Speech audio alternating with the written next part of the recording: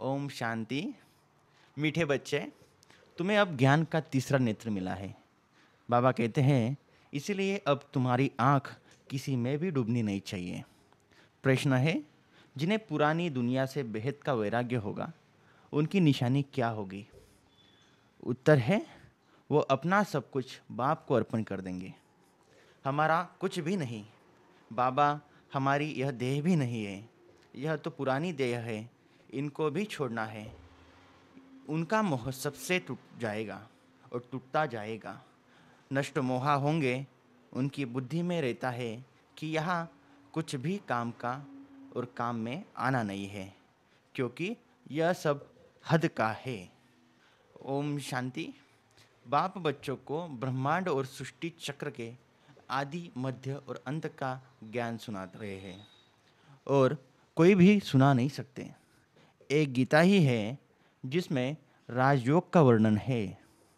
भगवान आकर नर से नारायण बनाते हैं। यह सिवाय गीता के और कोई शास्त्र में नहीं है। यह भी बाप ने बतलाया है। कहते हैं, मैंने तुमको राजयोग सिखाया था। यह समझाया था कि यह ज्ञान कोई परंपरा नहीं चलाता है। बाप आकर एक धर्म की स्थापना करते हैं, बाकी और सब धर्म विनाश हो जाते हैं। कोई भी शास्त्र आदि परंपरा नहीं चलते, और जो धर्म स्थापन करने आते हैं उस समय कोई विनाश नहीं होता है। जो सब खलास हो जाए, भक्ति मार्ग के शास्त्र पढ़ते ही आते हैं। इनका ब्राह्मण धर्म का बल शास्त्र है गीता, परंतु वह भी भक्ति मार्ग में ही बनते हैं और बनाते हैं, क्योंकि सतयुग में तो कोई शास्त्र रहता ही नहीं। धर्म के समय विनाश तो होता ही नहीं। पुरानी दुनिया खत्म होती नहीं, जो फिर नई हो। कैसे नई हो? वही चलती आती है। अभी बच्चे समझते हैं यह पुरानी दुनिया खत्म होनी है। हमको बाप पढ़ा रहे हैं। गायन भी एक गीता का ही है। गीता जयंती भी मनाते हैं। वेद जयंती तो है ही नहीं है। वेद जयंती नहीं। भगवान एक है, वह निराकार है, तो एक की ही जयंती मनानी चाहिए। बाकी है रचना। ये सब कुछ है रचना, उनसे कुछ नहीं मिल सकता। वर्षा बाप से ही मिलता है। चाचा काका आदि से कोई वर्षा नहीं मिलता। अभी यह है तुम्हारा बेहद का बाप, बेहद का ज्ञान देने वाला। वह एक ही है, भगवान शिव। यह कोई शास्त्र नहीं सुनाते हैं। कहते हैं यह सब भक्ति मार्ग के हैं। इन सब का सार तुमको समझाता हूँ। शास्त्र को ही पढ़ा ही नहीं, पढ़ाई से तो पद प्राप्त होता है। यह पढ़ाई बाप पढ़ा रहे हैं बच्चों को। भगवान वाच बच्चों प्रति फिर 5000 वर्ष बाद भी ऐसे ही होगा। बच्चे जानते हैं हम बाप से रचता और रचना के आदि, मध्य, अंत को जान गए हैं।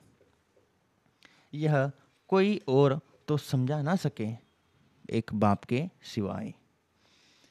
इस मुख कमल से सुनाते हैं।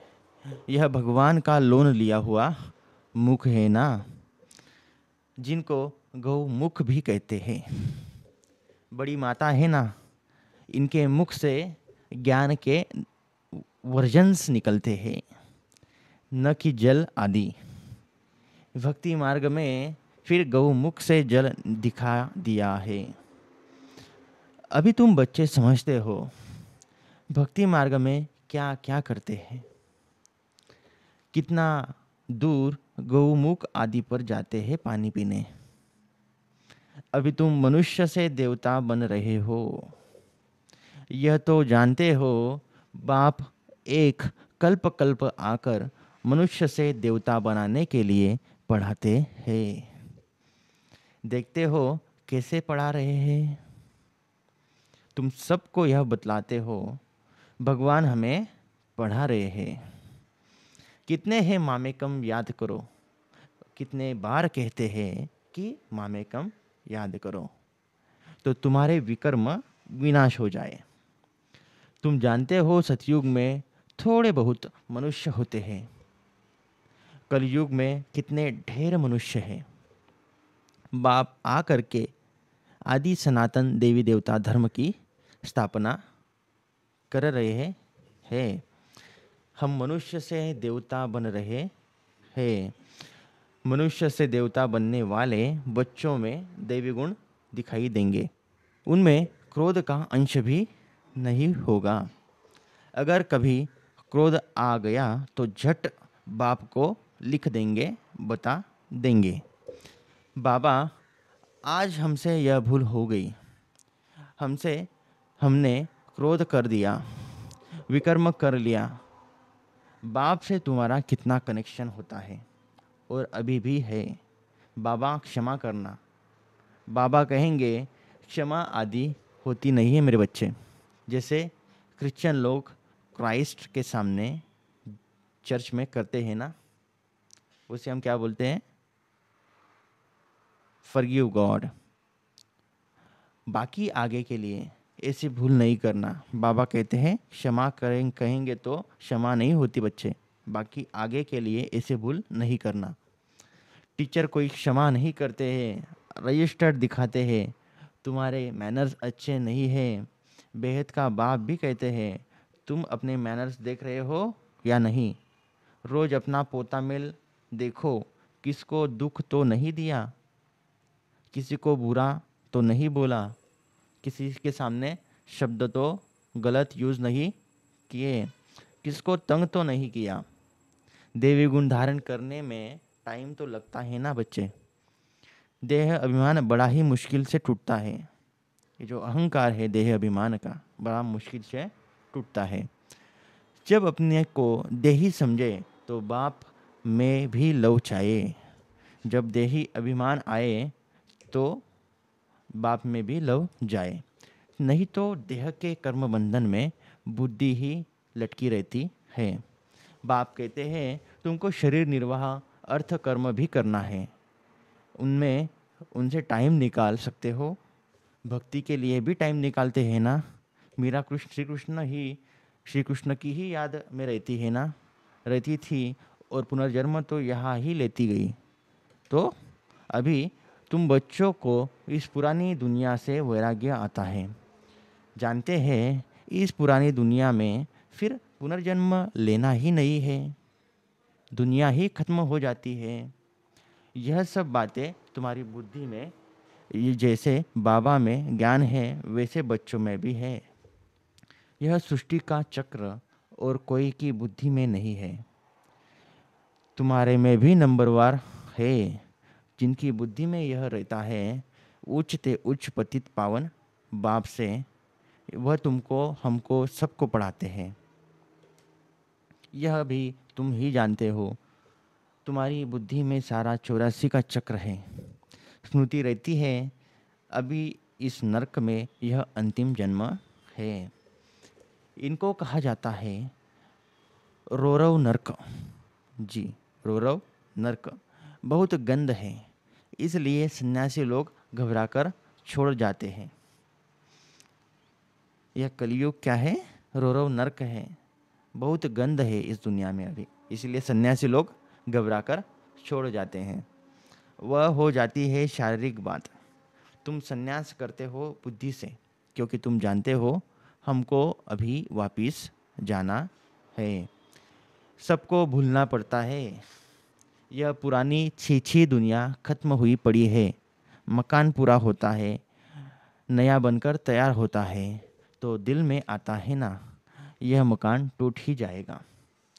अभी तुम बच्चे पढ़ रहे हो ना, जानते हो नई दुनिया की स्थापना हो रही है। अभी तुम थोड़ी देरी है, अभी तो थोड़ी ही देरी है। बहुत बच्चे आकर पढ़ेंगे और संख्या बढ़ेंगी। नया मकान अभी बन रहा है, पुराना टूटता जा रहा है। बाकी थोड़े दिन है। तुम्हारी बुद्धि में यह बेहद की बात है। अब हमारी इस पुरानी दुनिया से दिल नहीं लगती है, यह कुछ भी आखिर काम में नहीं आना है। हम यहाँ से जाना चाहते हैं, हम सब यहाँ से जाना चाहते हैं। और बाप भी कहते हैं पुरानी दुनिया से दिल नहीं लगानी है। मुझे बाप को और घर को याद करो तो विकर्म विनाश हो, नहीं तो बहुत सजाए खाएंगे बच्चे। पद भी भ्रष्ट हो जाएगा और आत्मा को फुरना लगा हुआ है। हमने 84 जन्म भोगे हैं, आत्मा को सब पता है, पर उसको याद करे तो हमें याद आ जाए। अब बाप को याद करना है तब विकर्म विनाश होंगे। बाप की मत पर चलना है तब ही श्रेष्ठ जीवन बनेगी। बाप है उच्चते उच्च, यह भी तुम ही जानते हो। बाप अच्छी रीति स्मृति दिलाते रहते हैं। बेहद का बाप ही ज्ञान का सागर है, सुख का सागर है और शांति का सागर है। वही आकर पढ़ा सकते हैं और पढ़ाते हैं।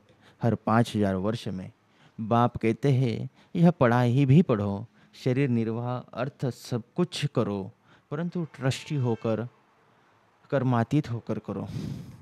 जिन बच्चों को पुरानी दुनिया से बेहद का वैराग्य होगा वह अपना सब कुछ बाप को अर्पण कर देंगे। सब काम क्रोध लोभ मोह मद मत्सर संशय चिंता सब कुछ बाप को अर्पण कर देंगे।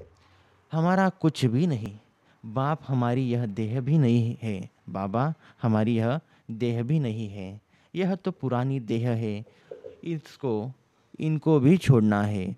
सब मोह टूटता जाता है, नष्ट मोह हो जाना है। यह बेहद का वैराग्य, यह हद का वैराग्य होता है। बुद्धि में है हम स्वर्ग में जाकर अपने महल बनाएंगे, वह भी सोने के। यहाँ का कुछ भी काम नहीं आएगा, क्योंकि यह सब हद का है, इसे लिमिट है। यह सब कुछ जो दिखता है वह लिमिटलेस नहीं है। तुम अभी हद से निकल बेहद में जाते हो, मतलब लिमिटलेस में जाते हो। तुम्हारी बुद्धि में यह बेहद का ज्ञान ही रहना चाहिए, बाकी और कुछ भी नहीं। हद के ज्ञान को बिंदी लगाना चाहिए, वह सिर्फ शरीर निर्वाह के लिए करना चाहिए। अभी और कोई में भी आँख नहीं डूबती है अगर बेहद का ज्ञान अंदर है तो। अब तो अपने घर जाना है। कल्प कल्प बाप आकर हमको पढ़ाए, फिर साथ ले जाते हैं।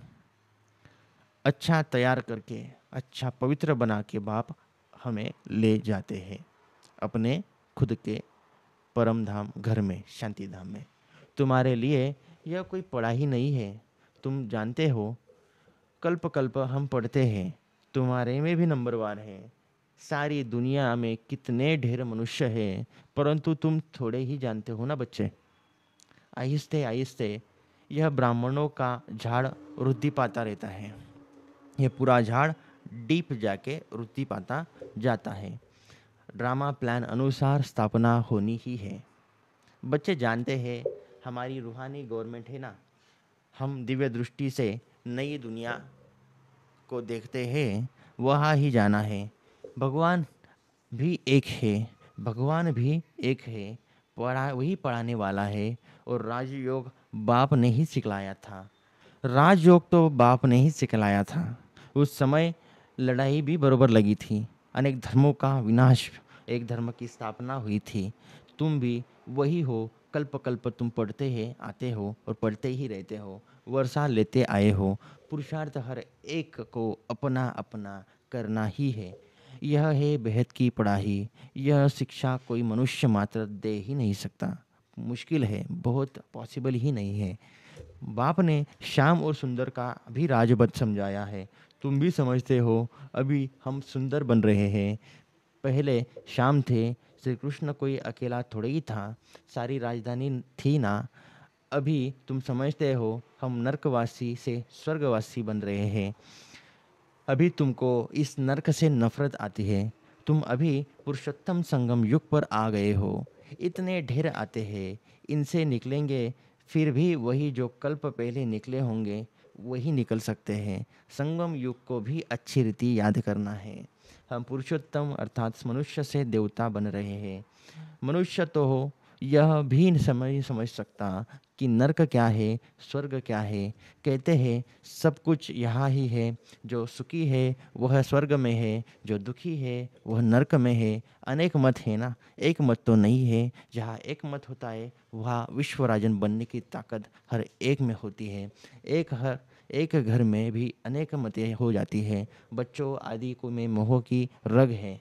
क्या बात है, बच्चों आदि में भी मोह की रग है, वह टूटती नहीं। मोहवश कुछ समझते थोड़े ही है कि हम कैसे रहते हैं। पूछते हैं कि बच्चे की शादी कराएं, परंतु बच्चों को यह भी लॉ नियम समझाया जाता है कि तुम स्वर्गवासी होने के लिए एक तरफ नॉलेज ले रहे हो, दूसरे तरफ पूछते हो उनको नर्क में डाले, शादी कराए उसकी। पूछते हो तो बाबा कहेंगे जाकर करो। बाबा से पूछते हैं तो बाबा समझाते हैं इनका मोह है, अब ना करेंगे तो भी अवज्ञा कर देंगे। बच्ची की बच्ची की तो करानी ही है क्या शादी, नहीं तो संग दोष में खराब हो जाती है। बच्चों को नहीं करा सकते, परंतु हिम्मत चाहिए ना। बाबा ने इनसे एक्ट कराया ना, किनसे, बच्चियों से। इनको देखकर फिर और करने लग पड़े। घर में भी बहुत झगड़े लग पड़ते हैं। यह है ही झगड़ों की दुनिया, कांटों का जंगल है ना। एक दो को काटते रहते हैं। स्वर्ग को कहा जाता है गार्डन, यह है जंगल। बाप आकर कांटों से फूल बनाते हैं। कोई विरले निकलते हैं। प्रदर्शनी में भले हा हा करते हैं, परंतु समझते कुछ भी नहीं। एक कान से सुनते हैं, दूसरे कान से निकाल देते हैं। राजधानी स्थापन करने में पार्ट टाइम राजधानी स्थापन करने में टाइम तो लगता है ना। मनुष्य को अपने को काटा समझते थोड़े ही है। मनुष्य अपने को काटा नहीं समझते, वो अपने ही दुनिया में धुंध रहते हैं। इस समय सूरत मनुष्य की भल है, परंतु सीरत बंदर से ही बदतर है। परंतु अपने को ऐसा समझते नहीं है, तो बाप कहते हैं अपनी रचना को समझना है। अगर नहीं समझते हैं तो फिर भगा देना चाहिए, परंतु वह ताकत चाहिए ना। मोह का कीड़ा ऐसा लगता रहता है जो निकल न पड़े। यहाँ तो नष्ट मोहा बनना है। मेरा तो एक दूसरा न कोई, मेरा तो एक दूसरा ना कोई। अब बाप आया है लेने के लिए, पावन बनाना है, नहीं तो बहुत सजा खाएंगे, पद भी भ्रष्ट हो जाएगा। अब अपने को सतोप्रधान बनाने का ही फुरना लगा हुआ है। शिव के मंदिर में जाकर तुम समझा सकते हो उस भगवान ने भारत को स्वर्ग का मालिक बनाया था। अब वह फिर से बना रहे हैं। कहते हैं मामे कम याद करो। अच्छा, मीठे मीठे सिकले दे बच्चों प्रति माता पिता बाप दादा का, भगवान का याद प्यार, गुड मॉर्निंग, नमस्ते। अपनी बच्चों की रूहानी बाप दादा को याद प्यार, गुड मॉर्निंग, नमस्ते नमस्ते। सदा रहेंगे हंसते हंसाते। शुक्रिया बाबा, शुक्रिया बाबा। ओम शांति। अभी धारणा के लिए मुख्य सार है। पहला, इस पुरानी दुनिया से बेहद का वैरागी बन अपना सब कुछ अर्पण कर देना है। हमारा कुछ भी नहीं, यह देह भी हमारी नहीं। इनसे मोह तोड़ नष्ट मोहा बनना है। कभी भी ऐसी कोई भूल नहीं करनी है जो रजिस्टर पर दाग लग जाए। सर्वदेवी गुण धारण करने हैं। अंदर क्रोध का जरा भी अंश न हो। वरदान है कहना सोचना और करना। कहना सोचना और करना, इन तीनों का समान बनने वाले ज्ञानी तू आत्मा भव। वो कहना सोचना और करना, इन तीनों को समान बनाने वाले ज्ञानी तू आत्मा भव। अभी वानप्रस्थ अवस्था में जाने का समय समीप आ रहा है। इसलिए कमजोरियों के मेरेपन को व व्यर्थ के खेल को समाप्त करना और कहना और करना समान बनाओ, तब कहेंगे ज्ञान स्वरूप हो। जो ऐसे ज्ञान स्वरूप ज्ञानी तू आत्माएं हैं, उनका हर कर्म, संस्कार, गुण और कर्तव्य समर्थ बाप के समान होगा। वे कभी व्यर्थ के विचित्र खेल नहीं खेल सकते। सदा परमात्मा मिलन के खेल में ही बिजी होंगे और रहेंगे। एक बाप से मिलन मनाएंगे औरों को बाप समान बनाएंगे। स्लोगन है, सेवाओं का उमंग छोटी छोटी बीमारियों को मर्ज करा देता है। अव्यक्त बाबा के इशारे हैं, आत्मिक स्थिति में रहने का अभ्यास करो, अंतर्मुखी बनो। अंतर्मुखी अर्थात मुख, मन और मौन रखने वाले। मुख का मौन तो दुनिया में भी रखते हैं, लेकिन यह व्यर्थ संकल्प से मन का मौन होना चाहिए। जैसे ट्रैफिक कंट्रोल करते हो तो व्यर्थ की ट्रैफिक कंट्रोल करते हो, वैसे बीच बीच में एक दिन मन के व्यर्थ का ट्रैफिक कंट्रोल करो। ओम शांति।